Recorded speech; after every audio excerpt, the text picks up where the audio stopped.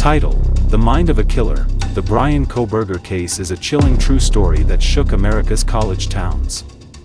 The night that changed everything. It was just another quiet weekend in Moscow, Idaho, a small college town surrounded by pine trees and mountains. But in the early hours of November 13, 2022, a nightmare unfolded inside a rental home on King Road. For University of Idaho students, Kaylee Goncalves, Madison Mogan, Xana Kernadel, and Ethan Chapin, were brutally stabbed to death as they slept. No witnesses. No clear motive. Just blood, silence, and a mystery that would grip an entire nation. For young lives, taken in one night, but by who? The victims, dreams interrupted. To understand the horror, we must first remember the lives lost. Kaylee and Madison were best friends, inseparable since middle school. Kaylee was about to graduate, planning a move to Texas for a new job. Madison was studying marketing, known for her bright smile and kindness. Xana was full of energy, a fun-loving junior majoring in marketing, known for her humor and warmth. Her boyfriend, Ethan, a triplet, was studying recreation and tourism management, cheerful, athletic, and deeply devoted to Xana. On that cold November night, the group had returned home after a night out. By morning, all four would be gone. The discovery, a scene beyond imagination. It was around noon when one of the surviving roommates awoke, confused by the silence. She texted friends, "Something's wrong." When help arrived, first responders were met with a scene too horrific to comprehend. Blood streaked down the walls. The sliding door was left ajar. And four young bodies lay still inside. The coroner would later confirm multiple stab wounds, likely inflicted with a large military-style knife. Police immediately ruled out the surviving roommates and friends. But beyond that, leads were scarce. There were no signs of forced entry. And no murder weapon in sight. Was it personal? Random? Revenge? No one knew. The fear: lock your doors. In the days that followed, fear spread like wildfire across campus. Students fled home. Parents arrived in tears to take their children back. The Moscow Police Department, unaccustomed to major crimes, faced national scrutiny. Rumors swirled on social media. Was it a serial killer? A jealous ex-boyfriend? A stalker? Then came the first breakthrough, a surveillance video showing a white Hyundai Elantra near the crime scene. Investigators began scouring databases. There were over 20,000 similar vehicles in the region.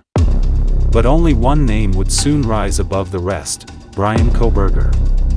The suspect, a student of crime. Bryan Christopher Kohberger was a 28-year-old PhD student at Washington State University, just 10 miles away. He studied criminology, the psychology of killers, the patterns of violence.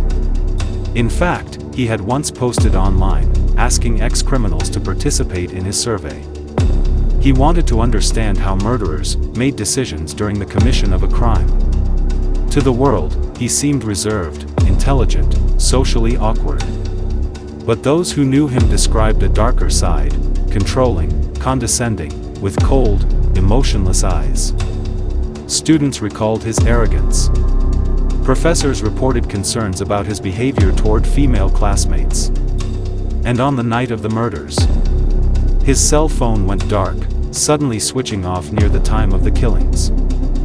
When investigators traced the white Elantra registered to him, the pieces began to align. The DNA, science speaks.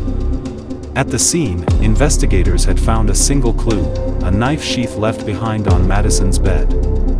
On the snap button of that sheath was a small trace of DNA. When matched against a sample taken from trash outside Kohberger's parents' home in Pennsylvania, it was a direct hit. The killer had been found. On December 30, 2022, police raided the Kohberger family home and arrested Bryan without incident. He was studying for finals just weeks earlier. Now, he was accused of 4 counts of first-degree murder. As his mugshot appeared on screens nationwide, people shuddered.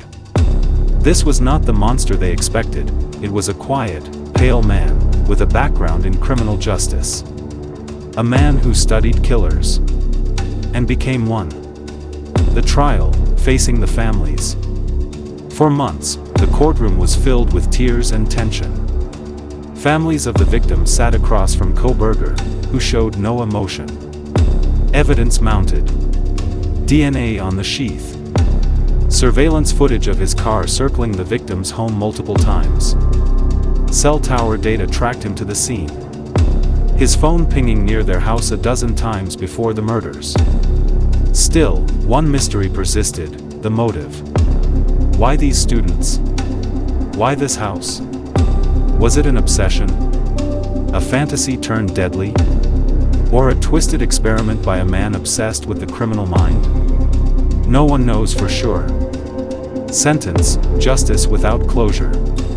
On June 30, 2025, after years of evidence review, Bryan Kohberger pled guilty, avoiding the death penalty. In a hushed courtroom on July 23, 2025, Judge John C. Judge sentenced him to 4 consecutive life sentences without parole. Kaylee's father spoke through tears. He wanted to study murder. Now he'll study his own life wasting away behind bars. We don't celebrate his sentence. We mourn the lives he took. Still, no motive was given. No apology. Only silence. And so, justice was done, but peace remains elusive. Reflections, the fragile line. This case exposed the thin line between fascination and obsession, between studying evil and becoming it. It showed us how technology, data, and human error intertwine in modern investigations.